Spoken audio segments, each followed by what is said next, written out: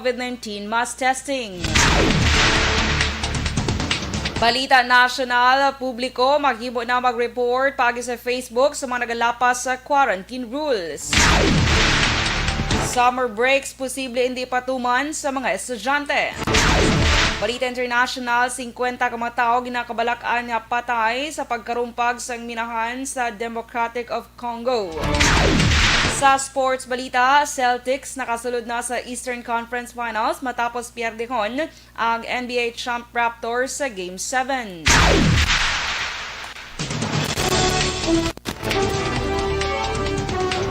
Mayong aga Bacolod, may aga Negros Occidental, kag bugos nga Western Visayas. Welcome sa pagpangalagad sa Aksyon Balita Sunday edition. Karon nga adlaw Domingo, Setyembre 13, 2020. Ini naman si Aksyon Dorel Cabatu. Detalye sa balita lokal pagkatapos kid lamang sini.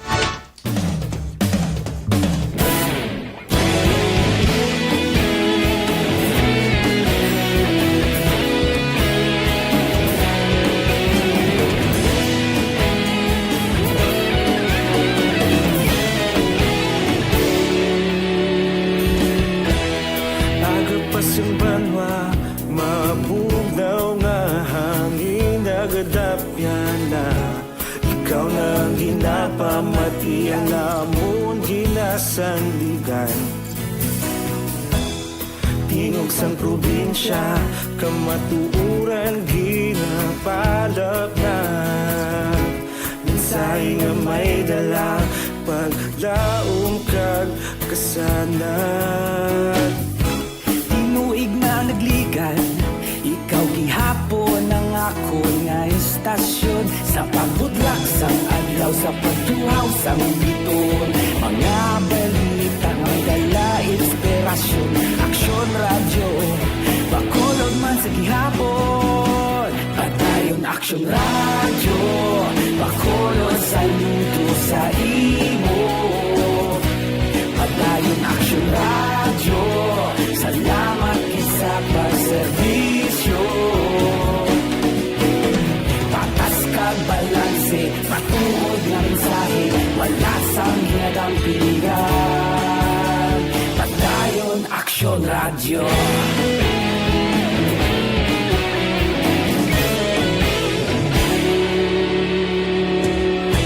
Bacolod nun kag Negrosanon inyong pamatian. Stasyon nga nagapalaplag sang kamaturan. Mabakod nga prinsipyo, reporter handa sa serbisyo. Kahapon, karuntag sa gihapon, kita magapadayon. Tinuig na nagligan, ikaw gihapon ang ako nga istasyon. Sa pagbutlak sang adlaw, sa pagtuhaw sang biton. Mga balita na may dala inspirasyon. Aksyon radyo, Bacolod man sa gihapon. Padayon Aksyon radyo, Bacolod saludo sa imo. Padayon Aksyon radyo, salamat isa. Sunday edition sa Aksyon!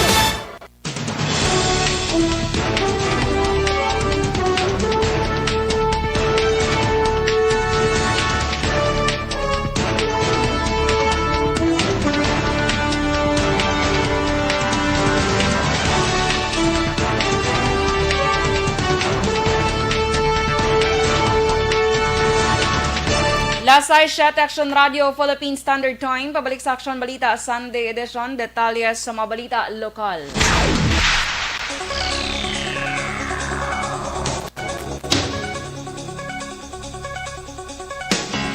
Pito sa 89 kapunong barangay sa bugos nga Pilipinas sa ginpapanaugan sang suspension order sa Office of the Ombudsman bangod sa anomalya sa Social Amelioration Program ang gikan sa Western Visayas. Naibaluan lakip sa mga suspend sang 6 ka bulan ang Musanday Tezardo Tejana sang Barangay Tuoy, syudad sang Himamaylan, Negros Occidental, Romeo Sultan sang Barangay Salamanca, Toboso, Negros Occidental, Roel Sabikwil sang Barangay Kabungahan, Banwas sang Calatrava, Evelyn Taasan sang Barangay barangay 11 syudad sang Bacolod, Noli Villarosa sang barangay Tangub Bacolod, Kim Perano sang barangay 19 Bacolod kag Tito Dipon Barnuevo sang barangay Linaw Panay Capiz. Naibaluan sila ang suspendihon sa 6 ka bulan. Ginmanduan naman ni DILG Secretary Eduardo Anyo ang tanan nga alkalde sang Banwa kag syudad nga ipatuman ang suspension kon ila na bato ng order gikan sa opisina sang ombudsman. Iya man ginmanduan ng DILG Regional kag Field Offices nga sigurohon nga ang mass suspension ang mapatuman base sa insakto nga proseso. Ginpasalamatan naman ni Anyo si Ombudsman Samuel Martires sa pag-akto sang reklamo sang DILG.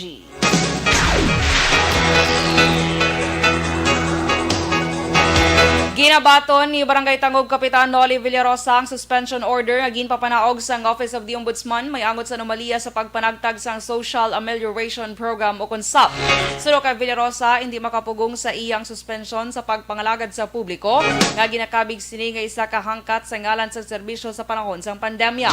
Dugang pa ni Villarosa nga hindi problema gid man ini bangod may panahon na siya para matutukan ng iya mga negosyo.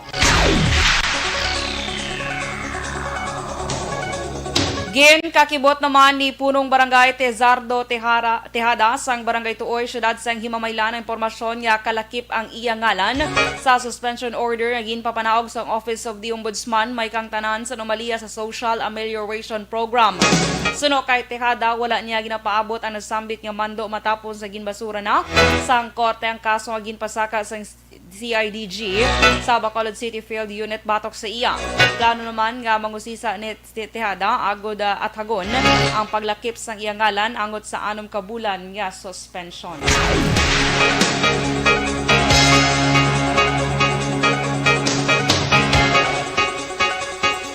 Kag sa dugang balita lokal, nagpanguna ang syudad sang Silay sa positivity rate sa 5 ka mapilot local government units sa LGUs sa Negros Occidental sa ginpatigayon nga COVID-19 mass testing.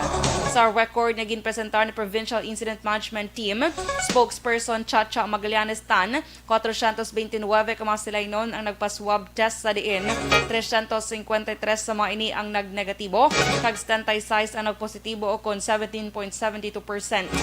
Ini ang ginasundan sa syudad sang Bacolod nga may 525 kag nagpositibo kag mga nagpositibo sa o kon 525 ka mga nagpositibo sa 4,384 ka mga gin-swab test o kon 11.92%. Talisay City nga may 742 nga total swab test, 636 ka negative kag 66 ang positibo o kon 8.89%. Bago City nga may 307 total swab test, 223 ka mga negatibo kag 14 ang nagpositibo o kon 4.56%. Samtang Murcia naman nga may 417 ka total swab test, 406 ang negatibo, 11 naman ang nagpositibo o kon 2.64%.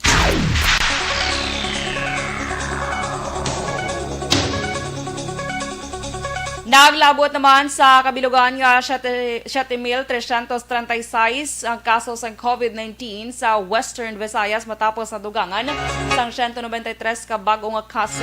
Ang 193 ang ginlakipan sang local cases nga 163 for verification, 27 kag tig-isa sa APOR, LSI kag ROL.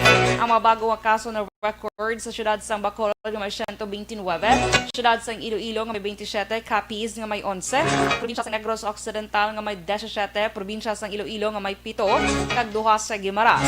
Ang Western Visayas may 3,117 ka aktibo nga kaso.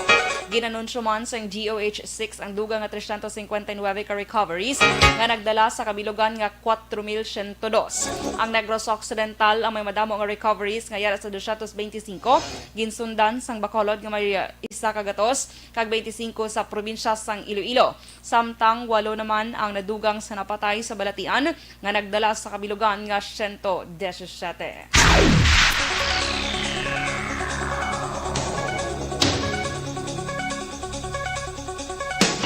Ano man nga adlaw ko na bulan Mag-aumpisa na ang pag-opera sa bagong COVID-19 Healing Center sa siyudad ng San Carlos, Negros Occidental. Ini matapos patigayunon ang inaugurasyon niya gintambungan ng Governor Bong Lacson kag Mayor Renato Gustilo. Ang building na hamtang sa vicinity ng San Carlos City Sports Complex nagabalor ini sang 10 milyones pesos kag sarang nga makaakomodar sang 180 ka COVID-19 patients. Ang pondo nga ginpain ang ginkuha sa 20% nga development funds sang syudad. Personal nga ginosisa ni Lacson ang mga pasilidad sa building, swab area, quarters sa mga doktor kag nurses kag kwarto sa mga PUMs kag COVID-19 patients. Ini ang may duha ka mga isolation nga 24 ka mga kwarto, POIs buildings nga may 14 ka mga kwarto kag may kaugalingon nga comfort kag bathroom.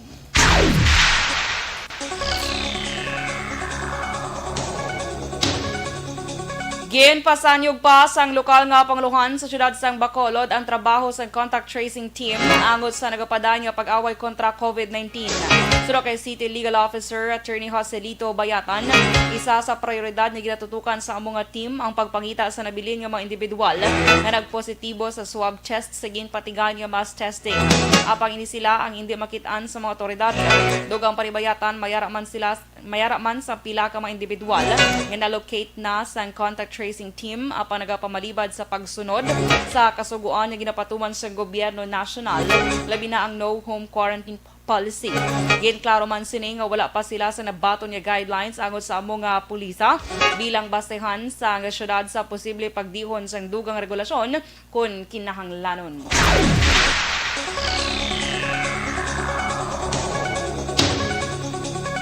Dismayado naman si Bacolod City Councilor Wilson Gamboa Jr. sa natabo nga pagbasura sang i-resolusyon nga tuyo ma-liquidate ang pondo nga gintigana sang syudad sa COVID-19 response. Sa interview sa Aksyon Firing Line, ginpahayag sang konsehal nga pareho lang nga ginpatay sang konseho ang iya resolusyon matapos nga wala man sang pathag sa pagbasura sini sa sangguyang panlonsod. Pathag ni Gamboa ginaduso sini ang resolusyon sa tuyo nga mahibaluan kundi nagkadto ang pondo kag para basehan sa panibagong nga pondo nga ihatag sang gobyerno nasyonal sa idalom sang Bayanihan Law 2. Una diri ginpangabay ni Gamboa ang liquidation para sa 119 milyones pesos nga bayanihan grant sa tuyo nga mapahibalo ang publiko kung ano ang gingamitan para sa tikang sang syudad nga ma-address ang health crisis nga natugas sang COVID-19 na pandemic. Kag sa katapusan nga balita lokal, ginanunsyo sang Central Negros Electric Cooperative kon Seneco nga wala sang disconnection para sa mga member consumer tubtob Setyembre 30 kasunod sa napaidalom sa Modified Enhanced Community Quarantine kon MECQ ang syudad sang Bacolod.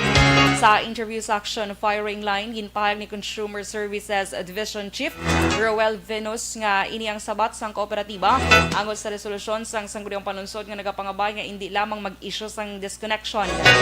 Ginklaro na ni Venus nga mag-akomodar sa gihapon ang Seneco para sa mga voluntaryo nga magbayad sa piyak nga hindi magpang-utod. Ang Seneco bukas las 8 sang aga tubtob las 3 sang hapon.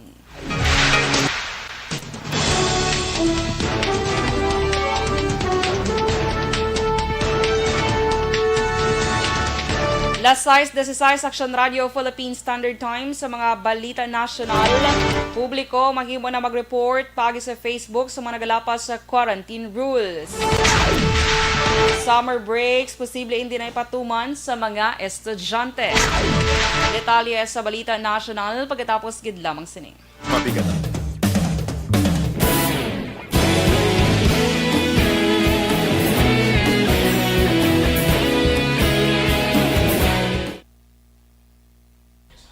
Good morning mga ka-aksyon! So, welcome sa Sunday edition, Aksyon Balita Sunday edition.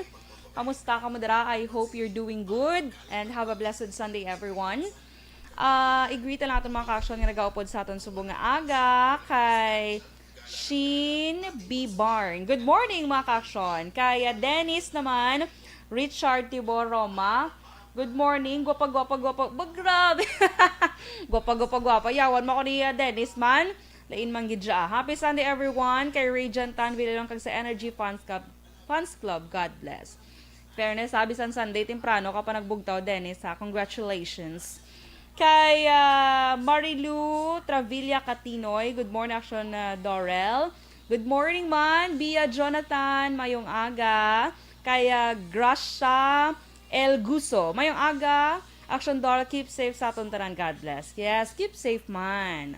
Kay Benjo Gargaliano, good morning Aksyon Dorel, watching from Barangay Takuling. Si Alex Fuentes naman, mayong aga sa imo aksyon, Miss Dorel, happy blessed Sunday sa imo. Be safe. Ikaw man, be safe gid. Kay Michael Joseph Hilado, morning action, pretty Dorel, have a blessed Sunday. Keep safe always and stay healthy. Yes guys, kamo man, stay healthy gid kita no.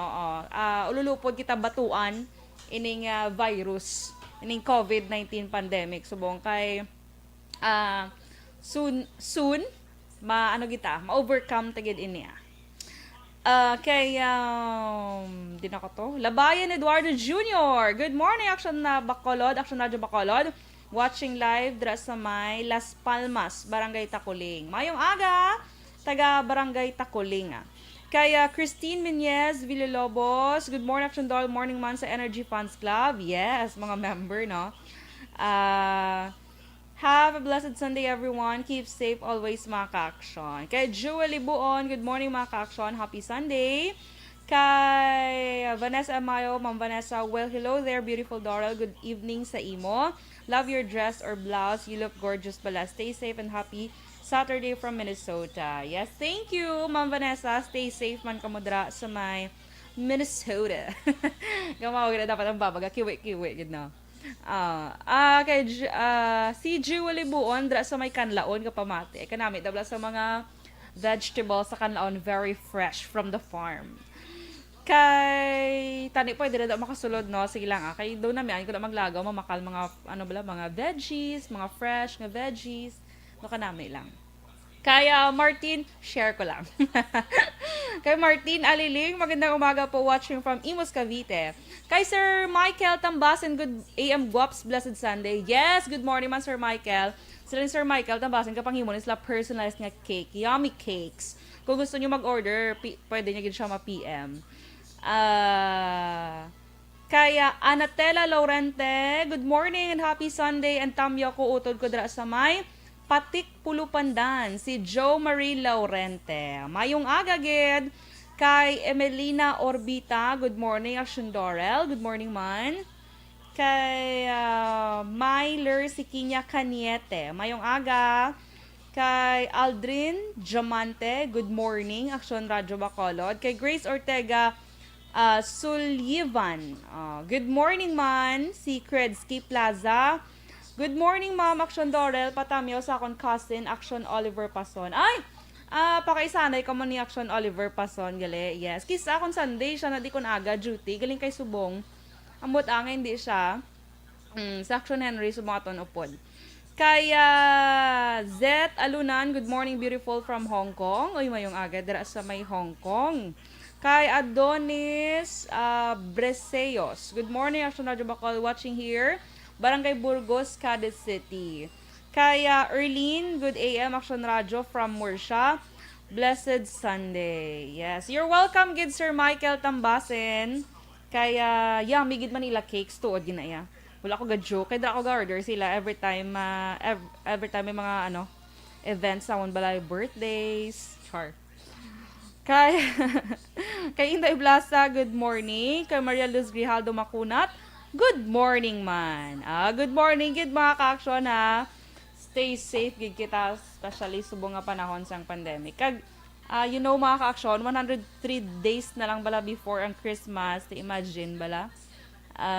Doon san ulang to nag-countdown ta for 2020. Subong ga-countdown naman ta for 2021 kay 10 days naman lang before ang year 2021.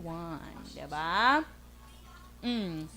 Kay Grace Ortega Sullivan, good morning from Imus Cavite. Kamusta sa mga Sullivan family? Barangay Takuling. Yes, kay Julian Barcoma de la Peña, good morning from Binalbagan. Si Annabel Vasquez, good morning Action Dorel. Patamyaw lang sa Pamilya Arenaza sa Concepcion, Iloilo. Sige, mga ka-action, standby for Balita National ha. Karon naman ang aton dugang nga greeting. Standby!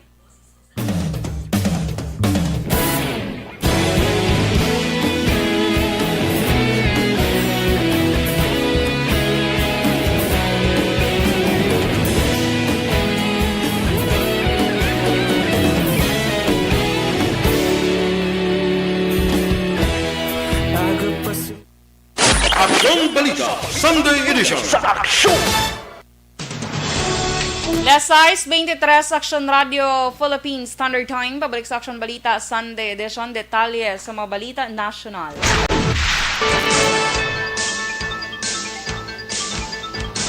Naghimo sa Facebook account ang Joint Task Force COVID-19 Shield para makareport ang publiko sa mga nagalapas sa quarantine rules. Sa statement, ginpahag ni GTF COVID Shield Commander, Lieutenant General Guillermo Eleazar nga iniantikang kabakin sa pagtinguha agod panumdum sa publiko.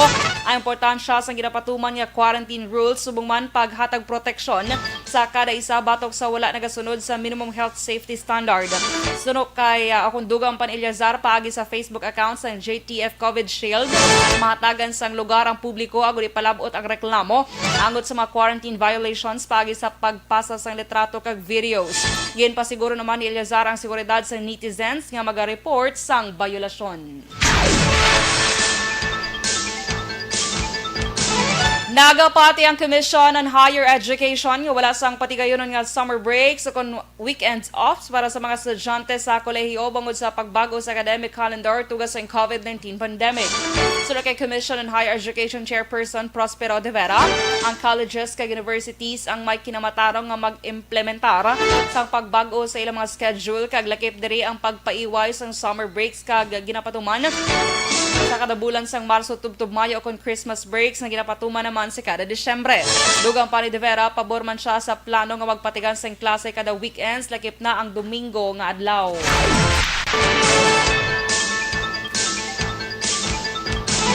Kag sa dugang nga balita nasyonal, nagdangat na sa 257,863 ang kabilugan nga COVID-19 cases sa Pilipinas matapos na dugangan sang 4,935 ka bag-o nga kumpirmado nga kaso.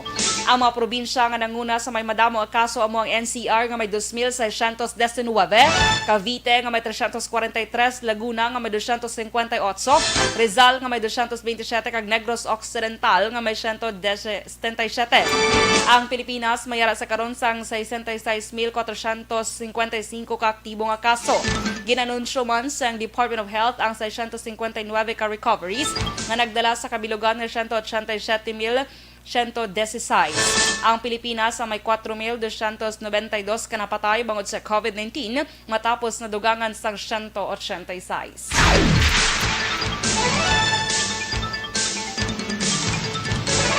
Nakatutok sa karon ang Philippine Coast Guard kag Philippine Ports Authority sa pag-institutionalize ang ila inter-service operability para sa mas maayong nga performance sa maritime security, maritime safety kag marine environmental protection duties.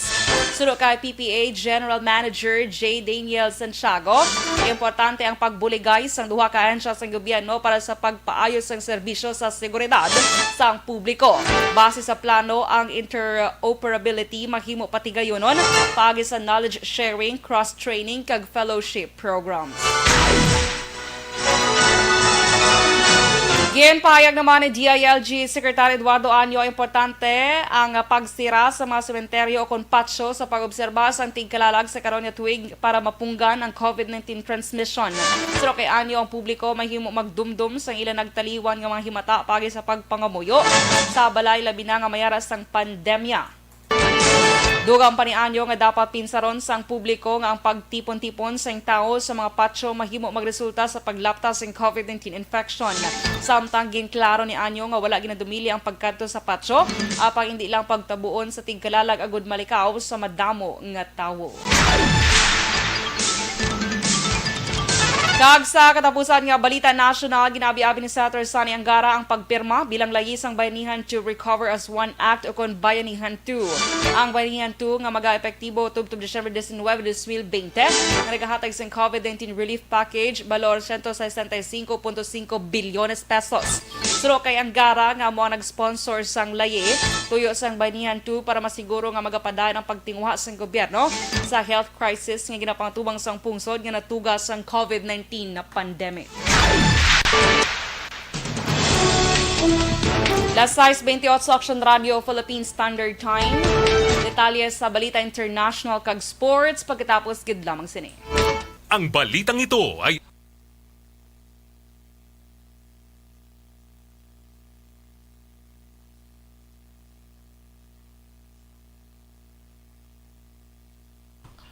Alright, good morning liwat mga ka-aksyon. So, sa mga bago lang sulod sa Facebook Live namon, mayong aga sa inyo mga ka-aksyon. I hope you're doing good and have a blessed Sunday, gid. Di na ko tawagi naman kay Adonis Beseyos. Ay, nabasa ko lang nigali. Good morning, dra sa imo Kay Maria Luz Macunat, Melvin Peñafel from Makati, Grace Ortega Sullivan.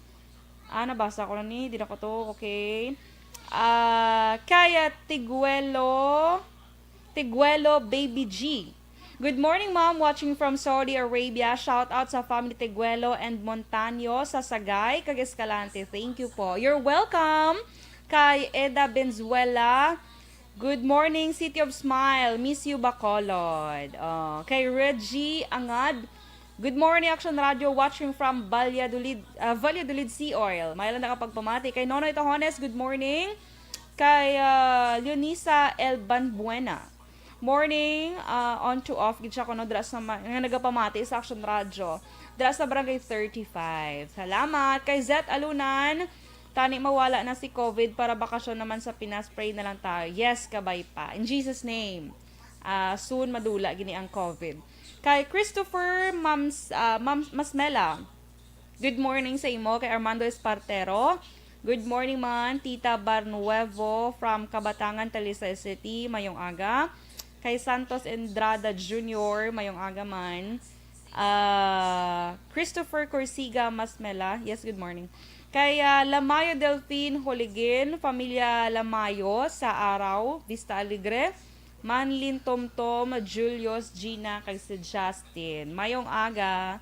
Kaya Tita Vivian, good morning. Dukay, arawan siya nagapamati. Good morning, Tita Vivi. Kaya Jessa Loriezo, Gilyaduga. Good morning, watching from Purok Riverside, Barangay Banago. Salamat. Si Mars Castellano Quinones, araman siya. O si John Semar Agbay Distura, akong mga Facebook friends, nag-aupod kit sa aton subong nga aga. Thank you so much, mga ka-aksyon. Kay Sir Edwin Pineda, araman siya nag-aupod. Rodolfo Jaime Jr., good morning. Yes, keep safe, ikaw mo ba nga ka-aksyon. Kay Larry Orcahada, mayong aga. Kay Bilin, good morning dra sa may handumanan. Kay Real Gomez, good morning Aksyon Dorel. You are so beautiful and so pretty. Kag pa-shoutout naman sa pamilya niya sa Villa Villeta, Bacolod City. Ang nagapatamiyo kaling kay Real Gomez. Kag pwede, mga face mask na may logo sa Aksyon Radio, Bacolod. Pwede gid, kapila tra ka balang nga mahapit ka sa station, gaanta ka, i-PM mo lang ko. Okay, sige. Kaya Toto Parkon, good morning. Dra sa may Barangay 16. Okay na ta? Sige, standby mga ka-aksyon for Balita International kag Sports. Sa dinami-dami ng usapin ngayon tungkol sa COVID-19, nangingibabaw ang tanong tungkol sa expanded testing. Ano nga ba ang expanded testing? Bago natin sagutin ito, mahalaga munang malaman natin kung ano ang confirmatory test para sa sakit na COVID-19. Ang reverse transcription polymerase chain reaction o RT-PCR ay isang laboratory test na tumutukoy sa mismong virus sa loob ng tao. Ang RT-PCR ang siya lamang test na ginagamit upang makonfirm ang sakit na ito. Kaya nitong alamin kung may virus na sa katawan ng isang tao. Aksyon Balita, Sunday Edition. Las 6:32 Aksyon Radio Philippine Standard Time, Public sa Aksyon Balita Sunday Edition, detalye sa Balita International.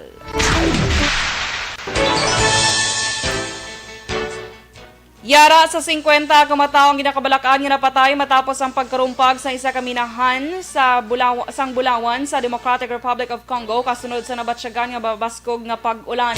Natabo ang aksidente sa makeshift nga minahan sa itong Biyernes sa Banwasang Kamitugan sa probinsya sang South Kivu. Sulo kay Provincial Governor Theo Nagbawiji Kasi, kalabanan sa maginbawian sang kabuhi ang lunsay mga kabataan.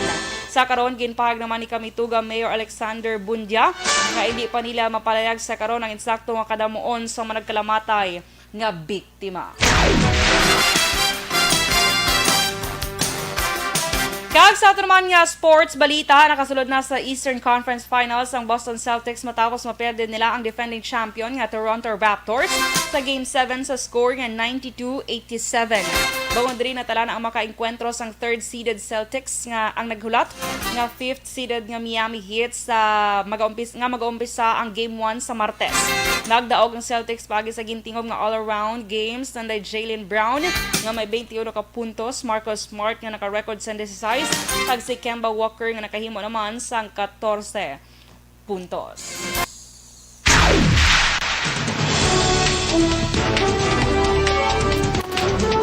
Last size 34 Aksyon Radio Philippine Standard Time kag inyo batian ang bugos nga detalye sa Aksyon Balita Sunday edition karon nga adlaw Domingo Setyembre 13, 2020. Again sa aton mga ka-aksyon, 103 days before Christmas kag 110 days before ang year 2021. Yes, good morning lang kay Toto G. Parcon kag kay Mars Monsanto Buhay.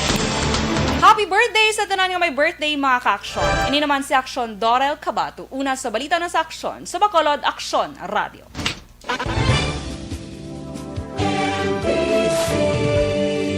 Manila Broadcasting Company. Sa balita, komentaryo, issue, serbisyo publiko. Aksyon Radio. Sa Bacolod, Aksyon Radio. Aksyon Radio.